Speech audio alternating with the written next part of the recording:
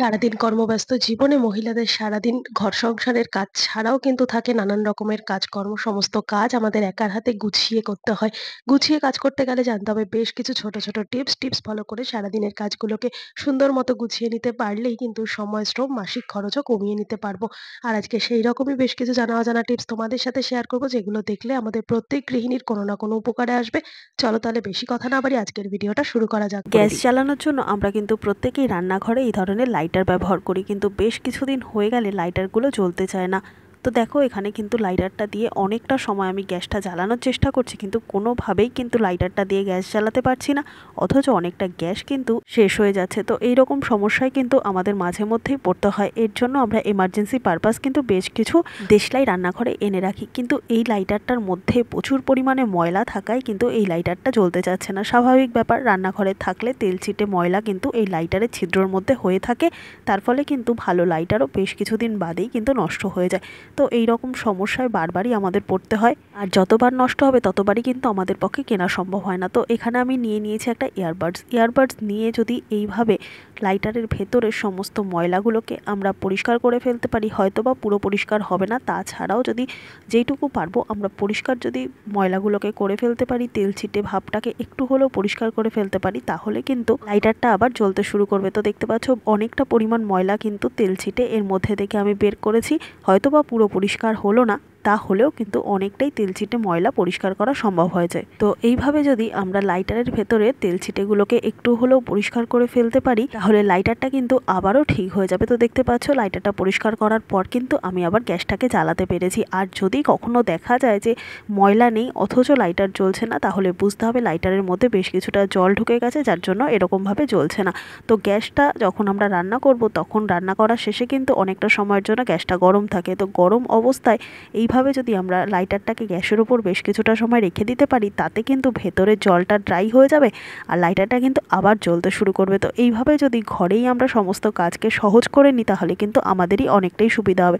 আশা করছি টিপসটা কাজে দেবে। চলে যাচ্ছি পরের টিপসে। রান্নাঘরে নানান রকম কাজকর্ম করতে গেলে অনেক সময় দেখা যায় আমাদের হাত কিন্তু কেটে যায়, কিন্তু কেটে গেলে, ছুলে গেলে, রক্ত বেরিয়ে গেলে কখনোই কিন্তু আমরা বসে থাকতে পারি না। কাটা জায়গায় একটা ব্যান্ডেড লাগিয়ে তারপর কিন্তু আমরা আবার ঘর সংসারের কাজে লেগে পড়ি। আমরা যদি অসুস্থ হই তাহলে কিন্তু ঘর সংসারটা চালানো খুবই মুশকিল হয়ে পড়বে। আর যদি কখনো এরকম জয়েন্টে বা আঙুলের কড়ে কেটে যায়, সেই রকম জায়গায় কিন্তু ব্যান্ডেড লাগানো মুশকিল হয়ে যায়। আর ব্যান্ডেড ছাড়া কিন্তু আমরা রান্নাঘরের কাজে কোনোটাতেই হাত দিতে পারবো না, জ্বালা করবে আর ব্যথা কিন্তু কমতেও লেট হবে। আমরা যতই ওয়াটারপ্রুফ ব্যান্ডেড বা মাইক্রোফোর ব্যবহার করি না কেন, জল লাগলেই কিন্তু উঠে যায়। আর একবার যদি উঠে যায় তাহলে কিন্তু যতবারই আমরা ব্যান্ডেড চেঞ্জ করি ততবারই কিন্তু উঠে যেতে থাকে। তো এই রকম সমস্যায় আমাদের সবসময়ের জন্য কেটে গেলে কিন্তু পড়তেই হয়। তো এবার থেকে যখনই আমরা ব্যান্ডেড ব্যবহার করব, কাগজ ব্যান্ডেড থেকে না খুলে এরকম দুটো সাইডে দুটো কাট লাগিয়ে নিতে হবে। তারপর কাগজটাকে খুলে ব্যান্ডেডটাকে কাটা জায়গায় লাগিয়ে তারপর দুটো সাইডের একটা করে কাট করা জায়গাটাকে অল্টারনেটিভ হাতের সাথে লাগাতে হবে আঠাটাকে। তো দেখতে পাচ্ছ এখানে কিন্তু ব্যথা জায়গাটায় মধ্যের এই ব্যান্ডেডটাকে লাগিয়ে এবার যে দু সাইডে দুটো কাট করেছিলাম, একটার আপ একটার ডাউন, এইরকমভাবে কোনাকুনি করে আঠাটাকে লাগিয়ে দেব। তারপর আবারও অল্টারনেটিভ যে দুটো সাইডের আঠাটা থাকবে, সেই দুটো সাইড আবারও টাইট করে অল্টারনেটিভ লাগিয়ে দেবো। তো এইভাবে যদি আমরা ব্যান্ডেড লাগিয়ে নিতে পারি, তাহলে কিন্তু আমাদের ব্যান্ডেড 3 থেকে 4 দিন পর্যন্ত একই রকমভাবে ভালো থাকবে, জল লাগলেও উঠবে না। আর একটা ব্যান্ডেড লাগিয়ে কিন্তু আমরা সারা রান্নাঘরের কাজ করতে পারবো, বারবার ব্যান্ডেড চেঞ্জ করতেও হবে না, পয়সাও খরচা হবে না। তো এইভাবে যদি আমরা কাজটাকে সহজ করে নিই, আমাদের কিন্তু অনেকটাই সুবিধা হবে। টিপসটা ছোট হলেও কিন্তু টিপসটা অনেকটাই দরকারি। টিপসটা কেমন লাগলো কমেন্ট করে জানিও, আর নিজেদের মধ্যে ভিডিওটা শেয়ার করে দিও যাতে সবারই সুবিধা হয়। তো চলে যাচ্ছি পরের টিপসে। রাবার ব্যান্ড এমনই একটা জিনিস যা কিনা আমাদের প্রত্যেক দিন কাজকর্মে কিন্তু অত্যন্ত প্রয়োজনীয় একটা জিনিস। খুব ছোট জিনিস হলেও কিন্তু আমাদের অনেক কাজ আছে যেটা কিনা রাবার ব্যান্ডের সাহায্য ছাড়া হয় না। কিন্তু রাবার ব্যান্ডগুলো আমরা যখনই রাখি একসাথে অনেকগুলো, তখন কিন্তু দেখা যায় এরকমভাবে একসাথে জড়িয়ে যায়।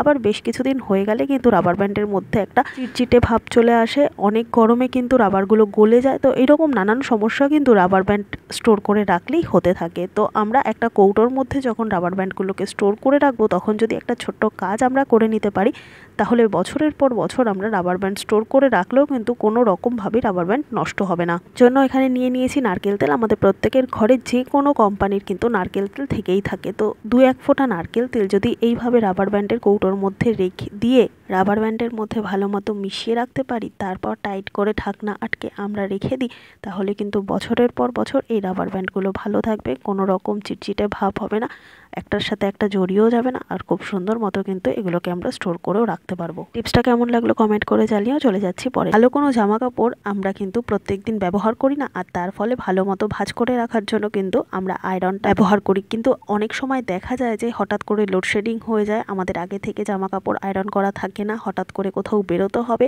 কিন্তু জামা কাপড় আয়রন করতেই হবে, সেরকম সিচুয়েশনে আমরা কিন্তু একটা পাজল হয়ে পড়ি যে কিভাবে এই জামা কাপড়টা আমরা আয়রন করে তারপর রাস্তায় বেরোবো। বিশেষ করে গরমকালে ঘন্টার পর ঘন্টা কিন্তু লোডশেডিং থাকে, তখন সমস্যাটা আরও বেড়ে যায়। চিন্তা করার কোনো কারণ নেই, আমাদের প্রত্যেকের বাড়িতেই কিন্তু প্রেসার কুকার থাকে। এখানে আমি প্রেসার কুকারের মধ্যে দিয়ে দিয়েছি 2 কাপ পরিমাণ জল। এই জলের মধ্যে এবার আমি দিয়ে দেবো বেশ কতগুলো ইটের টুকরো। আমাদের বাড়ির আনাচে কানাচে এদিক ওদিক কিন্তু অনেকগুলো ইট পড়ে থাকতে দেখা যায়। তো ইটটাকে নিয়ে যদি আমরা ছোট ছোট টুকরো করে এইভাবে জলের ওপর দিয়ে দিতে পারি, তারপর প্রেসারের ঢাকনা বন্ধ করে যদি 2 থেকে 3 মিনিট আমরা কম আঁচে প্রেসারটাকে গ্যাসের মধ্যে বেশ কিছুটা সময় বসিয়ে রাখি, তাহলে কিন্তু এই প্রেসার কুকার দিয়ে আমরা সমস্ত জামা কাপড়গুলো আয়রন করে নিতে পারবো। কেননা আগেকার দিনে যখন আয়রনের ব্যবস্থা ছিল না, তখন কিন্তু এই রকম ভাবে কোনো ভারী পাত্র গ্যাসের ওপর বসিয়ে বেশ কিছুটা সময় গরম করে নিয়ে সেই পাত্র দিয়েই কিন্তু আমাদের ঠাকুমা দিদিমারা ইস্ত্রি করতো জামা কাপড়, আর তাতে কিন্তু খুব সুন্দর মতো ইস্ত্রিও হতো, সাথে কিন্তু অনেক দিন পর্যন্ত জামা কাপড় ভালোও থাকতো। তবে বেশিক্ষণ পাত্রটা কখনোই গরম থাকতো না যদি খালি অবস্থায় পাত্রটাকে গরম করে নেওয়া হতো। তাই জন্য পরবর্তীকালে পাত্রের মধ্যে বেশ কিছুটা লবণ ভরেও পাত্র গরম করে তারপর আয়রন করার প্রচলন ছিল।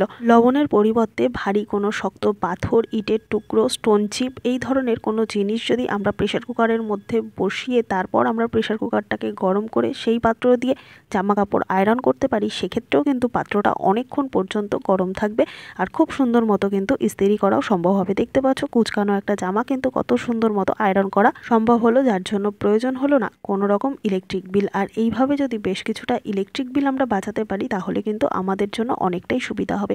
তো আশা করছি এই টিপসটাও তোমাদের অনেকটাই কাজে দেবে। চলে যাচ্ছি পরের টিপসে। রুটি কিন্তু আমাদের প্রত্যেক বাড়িতেই প্রতিদিনই করতে হয়, আর রুটি করার পর যে সমস্যাটা হয়, এরকমভাবে হটপটের মধ্যে রাখলে কিন্তু রুটিটার নিচটা ভিজে যায়, তার ফলে কি হয়, নিচের রুটিটা আমাদের প্রায় সময় ফেলে দিতে হয়, ভিজে গেলে কিন্তু নরম হয়ে যায় আর কেউ খেতে চায় না।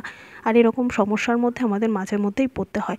তাই আমরা অনেকেই আছি রুটিটা করার পর হটপটে রাখার সময় আমরা একটা কাপড়ের মধ্যে রুটিটাকে মুড়িয়ে রাখি, যাতে কাপড়টা জলটা সোপ করে নেয়, কিন্তু তাতেও দেখা যায় যে রুটিগুলো কিন্তু ভিজেই যায়। আর প্রত্যেক দিন যদি একটা করে রুটি আমাদের ফেলে দিতে হয়, তাহলে কিন্তু অনেকগুলো রুটিই আমাদের নষ্ট হয়। তাই এবার থেকে যখনই আমরা রুটি করব, একটা কাজ যদি করে নিতে পারি, তাহলে কিন্তু আর কোনো দিনই আমাদের নিচের রুটিটা ভিজবেও না, ফেলেও দিতে হবে না। আমাদের প্রত্যেকের বাড়িতেই কিন্তু এই ধরনের স্টিলের ঝাঁঝরি বাটি থাকে বা ঝাঁঝরি থালা থাকে। যখনই আমরা রুটি করব, রুটি করার পর তাওয়া থেকে নামিয়ে এই গরম গরম রুটিগুলোকে এই ঝাঁঝরি বাটির মধ্যে এইভাবে সাইড করে করে ছড়িয়ে দিতে হবে, তাতে রুটির মধ্যে থাকা সমস্ত ঘাম, যে গরমের ভাবটা ছিল, সেটা কিন্তু এই বাটি থেকে বাইরে চলে যাবে। আর তারপর বেশ কিছুটা সময় যদি আমরা ঘামটাকে ঝরিয়ে নিয়ে তারপর হটপটে রাখতে পারি, তাহলে নিচের রুটি কিন্তু কোনোদিনই ফেলে দিতে হবে না, ভিজেও যাবে না। আর এইভাবে ছড়িয়ে রাখলে অনেকেই ভাবতে পারে যে হাওয়া লেগে হয়তো রুটিগুলো শক্ত হয়ে যাবে, একদমই না। আটা মাখা, বেলা, ভাজা যদি ঠিকঠাক মতো হয়, তাহলে কিন্তু এইভাবে 5 থেকে 10 মিনিট খোলা হাওয়ায় রেখে দিলেও কিন্তু কোনোদিনই রুটি শক্ত হবে না। তাই রুটি করার পর সাথে সাথে হটপটে না রেখে এই প্রসেসটা করে রুটি রাখলে রুটি অনেকক্ষণ পর্যন্ত কিন্তু ভালো থাকবে।